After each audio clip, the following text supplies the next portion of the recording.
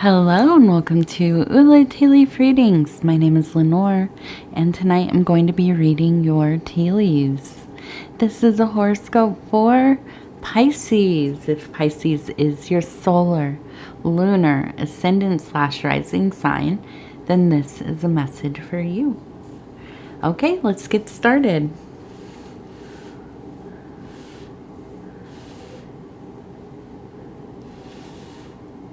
Do a fourth one tonight. Okay, here we go. And what do these tea leaves have to say? All right. So,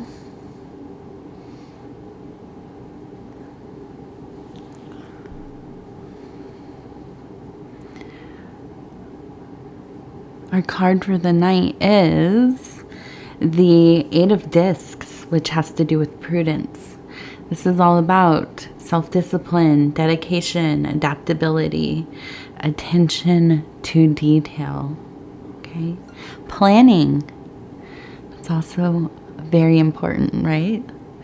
And if you look at the card, I don't show the card that often, but this one's really pretty. If you look at the card, you can see that the blossoms on this tree, which will then eventually become fruits, they are beautiful. They're full of hope. The future is looking bright, but you can't count your eggs before they hatch, right? You have to keep going the course so that everything may come together in the way that you hope that it will. Okay.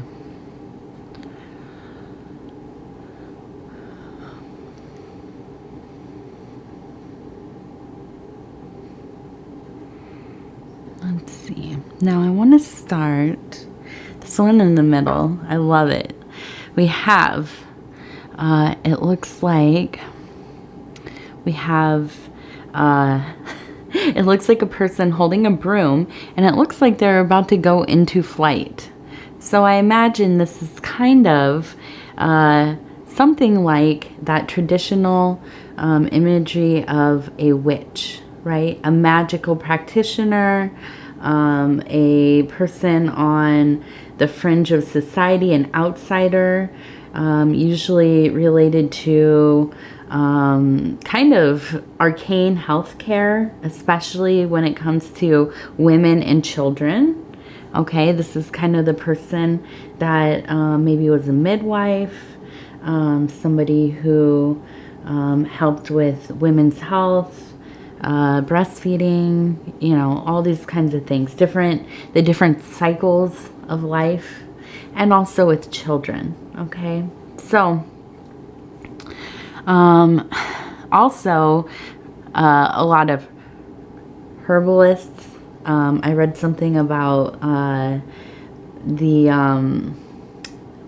lot of women who were brewing different kinds of beers and mead and bread makers and these kinds of, you know, these kinds of jobs. But they were a little bit outcasted, okay? And, you know, also, as we know about the history of people who were kind of accused of witchcraft, usually people who it was politically motivated, you know, and or religiously or just community issues and things. Come on. Can you come on down, please? You said your hello. Come on. Come on. Come on. Oh, my darling. Come on. Oh, I love you so much. But you have to come down. Thank you. Go on your way now. Go have some dinner. Okay. All right. And so we have this powerful image of the beginning of flight, right? And then we have, it looks like a cat and maybe a little bird sitting here. So also the familiars, the traditional imagery of the animals that are kind of spirit associates, magical associates, maybe manifestations. I'm sorry, I got hair on me. Manifestations of intelligences put into animal form and so on. So, what does this mean? I think that, you know, there's probably a sense of feeling like, well, an outsider, but also that you have maybe interests, spiritual awarenesses, you know, abilities within clairvoyance. Maybe you are a diviner. Maybe you are an energy healer of some kind, and so on. I mean, all the many different things that you could be. And I feel like there is a great power in this for you. I feel that it comes to you naturally, but you are also kind of married to the path of cultivating these skills. However, I think this has kind of set you out from your family, at least the majority, maybe your community to some degree.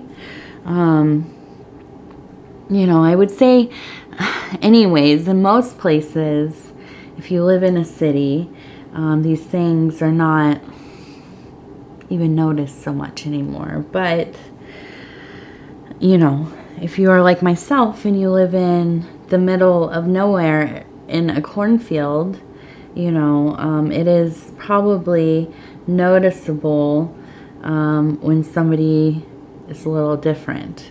And, you know, if that's for better or worse, who knows? But, you know, it can make you feel maybe a little bit ostracized or alienated, difficult to form relationships with other people. And, you know, on top of that, I feel like maybe you're just not interested in getting to know that many people. You kind of just do your thing. And I don't feel, you know, ultimately at this point in your life, I don't think it's that big of a deal. I think that you are quite happy with what you're doing. Okay. And the interior work really brings forth deeper relationships than we can ever imagine in the physical plane, besides maybe with our children, right? And so I think that this is not something that you are super vexed about, okay? I think that this is something that makes you happy, and you have found something that is very special to you, something that makes sense. You have a focus in life. It maybe is not how you make your money, but it is something that makes life meaningful for you. And that is a beautiful thing. Now, speaking of corn, I'm seeing this corn stalk with a little piece of corn kind of growing. And if you've ever seen corn growing in a field, it kind of has this little hairs that come out the top. And so I feel like this, and this is a shift more into this disc energy, pentacle energy. I feel that you have really been working to kind of save up some of your resources, or at least you have begun the process of making a plan to do so. The corn, which is, you know, a lot of the middle of the country grows corn. It's all over the place. But if you're not from here, maybe you don't see it that often. But corn is interesting because it is something that can be stored pretty easily. It has a lot of uses, and you know, I would relate it to this idea of longevity, okay? Kind of growing things that are going to suit you later on, that you will need to have tucked away for your long plan, right? Kind of thinking about the winter that might come. And so I think that this is a good time to be thinking about maybe putting money away, maybe having some kind of small savings, even if it is just a coffee can in the kitchen cupboard or whatever. You know, you throw your change in there. On a rainy day, you never know, you know, you might really need that. But I think on a larger scale too, if you are able to be putting away some resources for later, or money for later. But I also think, and this is the thing, when I see these kinds of saving away for the future, it is sometimes obviously about money. We all kind of operate on some kind of money. But I also think what is quite important, maybe the most important thing, aside from, you know, love, but is maybe, okay, top 5 most important things in life, right? And this is learning to do things, practical skills. All kinds of learning is important, but I think it is really important for us to continue to learn how to do things, how to be able to take care of ourselves. I think, you know, I'm not somebody who is super afraid of the future. So I'm like learning how to, you know, I don't know, build a fire and well, I use that because that's the example I usually use. But these basic skills, I'm not, because I am in fear, right? The world is always going to be in chaos to some degree. Maybe it seems a little bit more so now. But I think the reason to learn to do things is because life changes. You never know what the circumstances are going to be. You have no idea when these things are going to be necessary.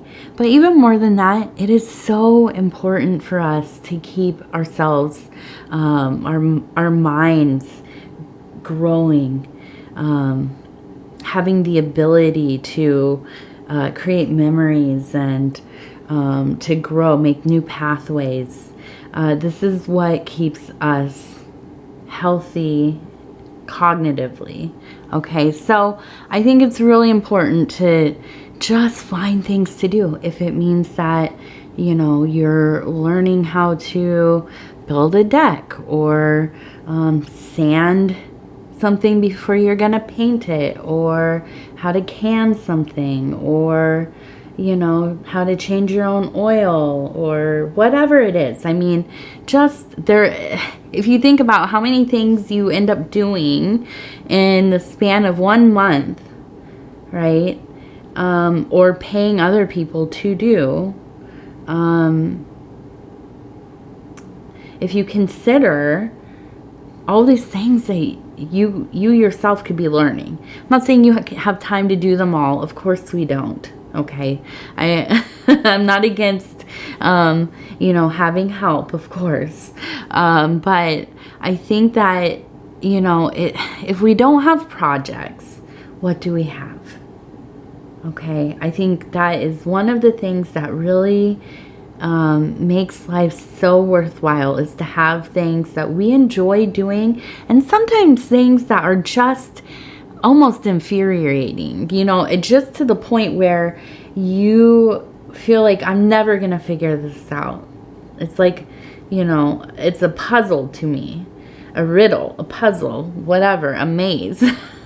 But figuring things out, I think, really, not only does it exercise the brain, I think that it's so good for your self-confidence. It's good to feel like you are able to, you know, and And I know I hate this idea, oh, if something happens. But really, if something comes about and you know how to do it, and this is one, maybe learning how to do CPR if you don't know.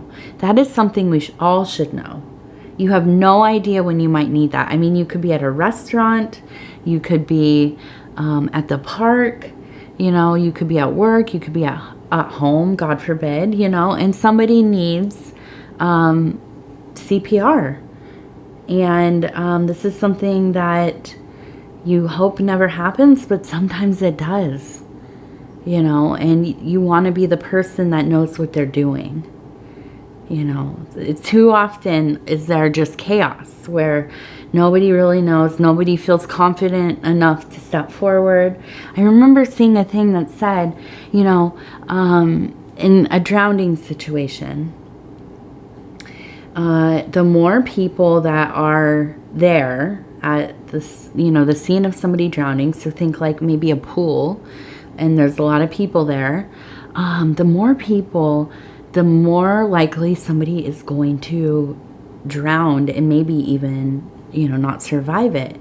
And that seems counterintuitive, doesn't it? But what happens is we all think somebody else knows what they're doing more than we do.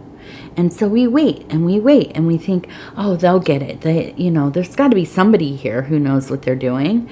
Well, sometimes it just everybody's standing around just looking, gawking. Who knows what to do? I don't know what to do. You know, so it is important for us to learn how to do things, to be prepared for life, you know. And I'm not saying be overly paranoid about you know, every moment of your life that something's going to go wrong. But what I am saying is that there is a certain kind of power to feeling like you have some direction, you have the ability, you have the knowledge, but you also can put it into practice. Okay, so I think that when I see things like this corn, where we're thinking about, let's store away some of these resources. The knowledge is one of the most important resources that we can have. Okay. So, there's my little spiel. Maybe I can get like WikiHow or something to sponsor me. Okay, so we have a fire here, and it looks like it's burning bright. There's so much vibrance these last few readings, Pisces, and I think it's just more and more. I see above it a person standing. I feel that you are in so much alignment with this beautiful creative force. You know, you're just overflowing with this kind of, what is the word? Being like propelled into deeper parts of your being, into applying that into your life, having these passions that are just sometimes all-consuming, right? But you are having fun and you're flourishing, and you know, I think at some points you maybe are hyper fixated, okay? And I think this is maybe too where the 8 of discs kind of comes in, where I know that Pisces, you are maybe sometimes like a genius in whatever your chosen passion is, but not unlike, and I love to bring up Cancer when I'm talking about Pisces. I know a lot of you have Cancers in your life, but not unlike the Cancer, solar Cancer especially, you have to temper yourself with how involved you get into your, you know, favorite thing of the moment. Sometimes you really get those like blinders on, and that's all you can see. It's the only thing that matters. And you have to, you know, take time with the other parts of your life, because all of the things are important, especially, you know, the work, the work stuff, taking care of yourself physically, mentally, and your domestic responsibilities. All of those things are important. They are the foundation for those higher realms of thinking and creativity. Okay, and let's see, what do we have up here? This one looks really interesting. Almost kind of looks like words, and I'm like trying to figure out.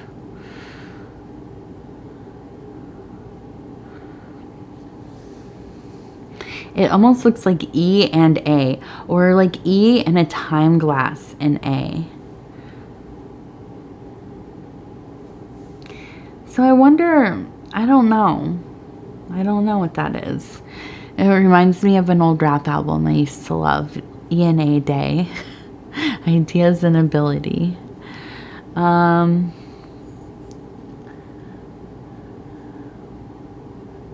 I also see a Y here, but I am also seeing a person with their hands kind of up, and here it almost looks like a long mushroom. And this one looks like a 2 that is underscored a little bit. So, and up here we have a person who's holding a heart, and we have again that bird. So I feel like these are connected, okay? I feel like there is a sense of this higher kind of spiritual position where it's in the emotional, spiritual. Then we have down in the physical, emotional right here, reaching up, and this one's holding the heart. And so I feel like this is really a sense of unifying the lower self with the higher self. And this is, you know, ultimately the work of the animus or anima, right? That kind of holy and celestial marriage of the self and the beloved. And I know I talk about it a lot, but it's so important. And it's also the focus of my own work. So it is constantly on my mind. And, you know, in these months during the summer or the winter, depending on where you're at, everything is very heightened because there are often extremes in weather, right? And then there are extremes in people's emotionality. We're all very influenced by the weather. And so I feel like when we get into these peak times within the seasons, there really is this sense of, you know, either like a kind of in the cooler Saturnian or Saturnine months of winter, there can be definitely a slowing, a more melancholy kind of incubation period, or in the more ecstatic heat, the kind of madness of love, desire, creativity, you know, the body wishing to move more and more and more intentionally. And you know, these are places where there are just kind of, if you think about the tendrils of plants reaching out to grab one another.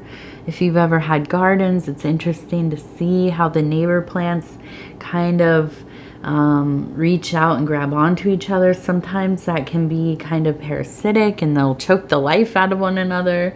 And other times they just kind of like to lean together.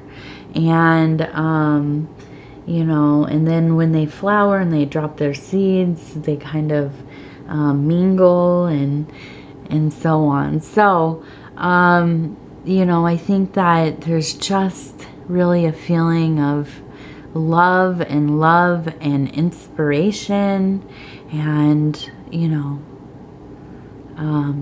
this idea of the future, of something coming, something that you want to be a part of, but you also want to be prepared for.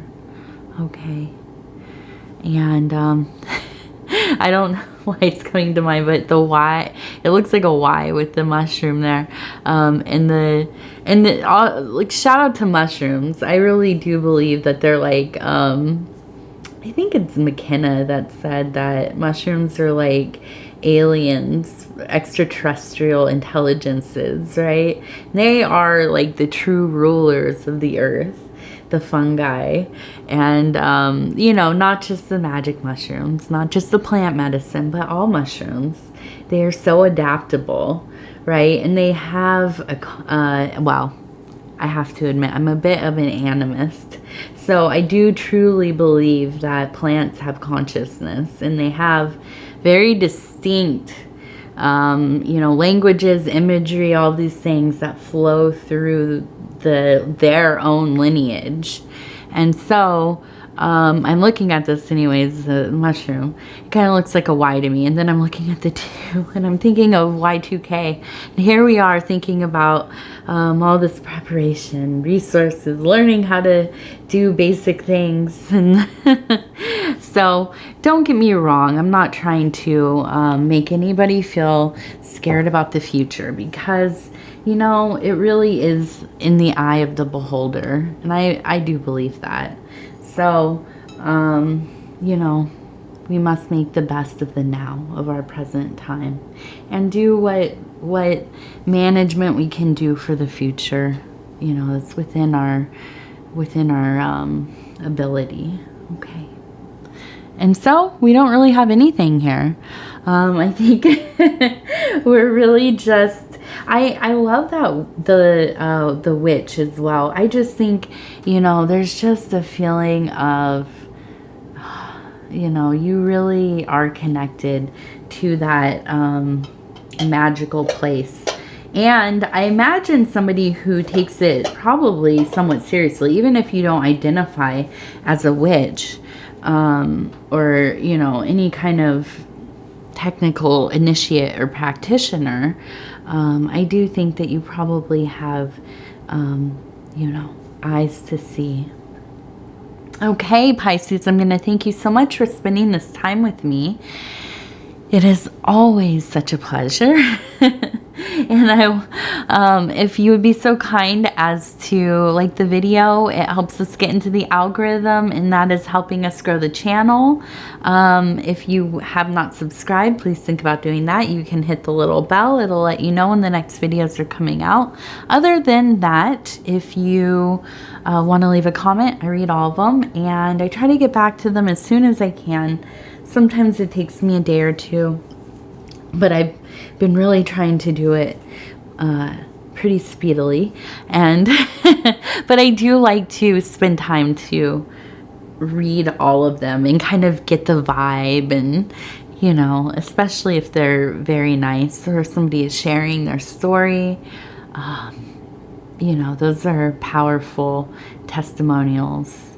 So thank you, and we will talk again very soon.